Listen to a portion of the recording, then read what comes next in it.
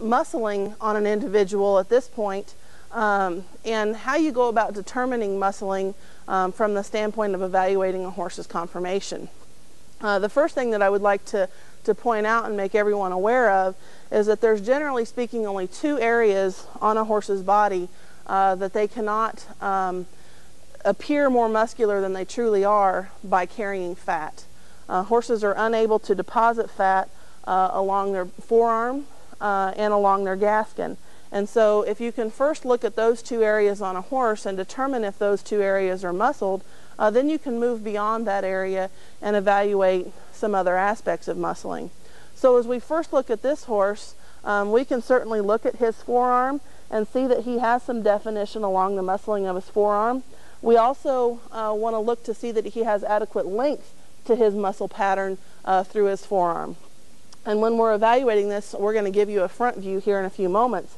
But we're not only looking for muscling on the outer portion of this horse's forearm, we would like a total circumference of muscling, both inner and outer forearm.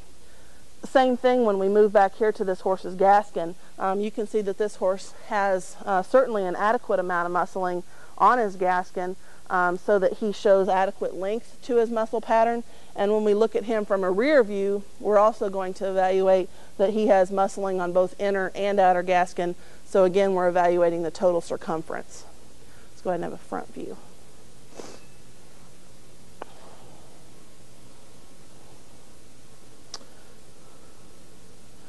When we evaluate a horse from the front view, there's really two things that we're looking for at this point.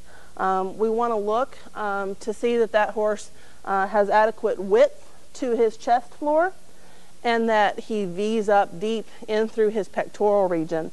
And this horse here is probably going to stand a little bit wider than the sorrel gelding when we show you him. So this horse here is a little bit deeper across his chest floor, shows just a little bit more width. Whoa. The other thing then at this point that we can look at is, again, for that muscling on the inner and outer portions of the forearm.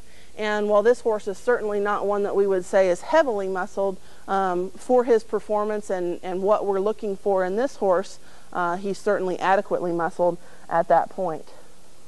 Let's see a rear view. Rear view.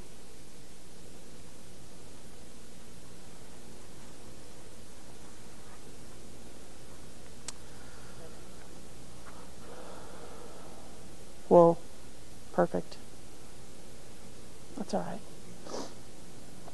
When we evaluate a horse from a rear view, again, we can go ahead and start off first talking about the horse's Gaskin muscle and looking to see that we have muscling on both the inner and outer portions of this horse's Gaskin. And you can see as we track straight down the middle of his leg, we've certainly got some inner Gaskin type of muscling as well as outer Gaskin muscling. And that's also going to relate back to what we talked about earlier in terms of how this horse is going to move with a greater amount of impulsion from his hindquarters at that point.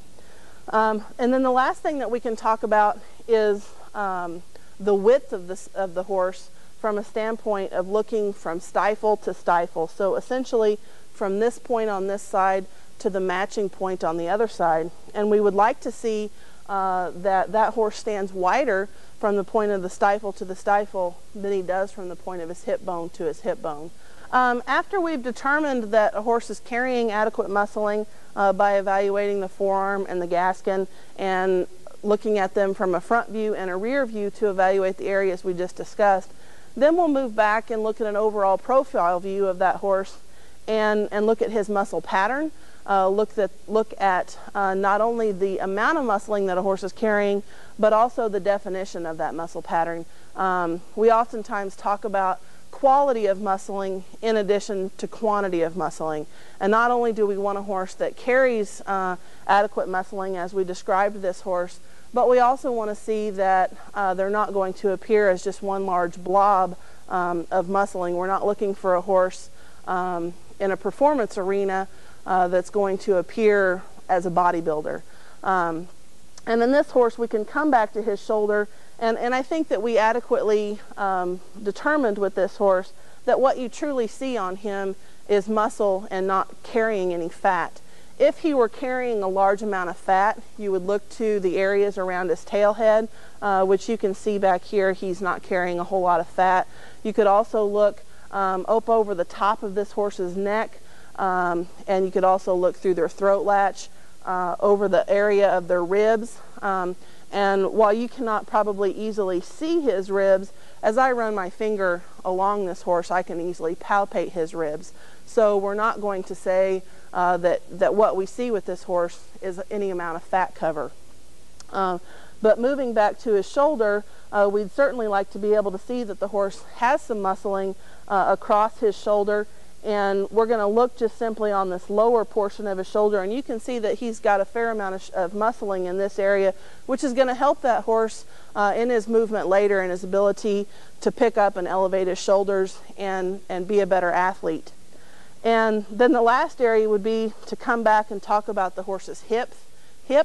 And as you remember back talking about a horse's balance, if a horse has adequate length and depth to their hip, we certainly want to see that they have some muscling and some fullness in what we would consider to be the lower third of their hip.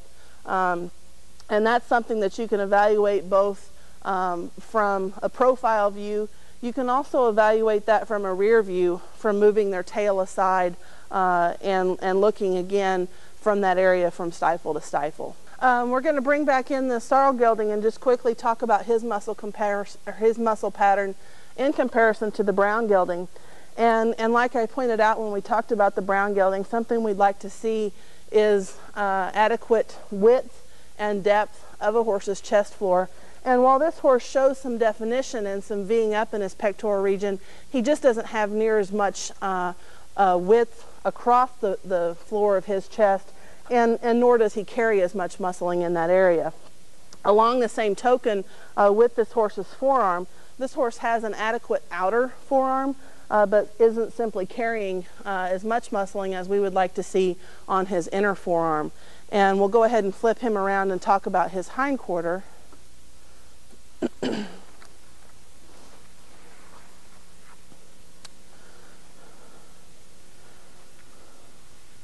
That's good. And when we evaluate this horse's hind quarter, again, we're going to see the same things that we just talked about with the brown gelding. He's a little bit smoother in his muscle pattern. On the outer portion of his Gaskin, doesn't show quite as much of a definition there, and much flatter on the inner portion of his Gaskin at that point. The one area that you might see a little bit of difference, and this is just simply due to the difference in the horse's shapes of their hips, is that this horse appears to be a little bit closer to that ideal from the width of stifle to stifle in comparison from the width to the hip bone on either side. So just some differences there, but we're still not probably going to see the drive from this individual just from the sheer length of his hip in that determining factor. I think in terms of pointing out differences of the horses, just come right back here just real quick like, and then we'll go ahead and move on.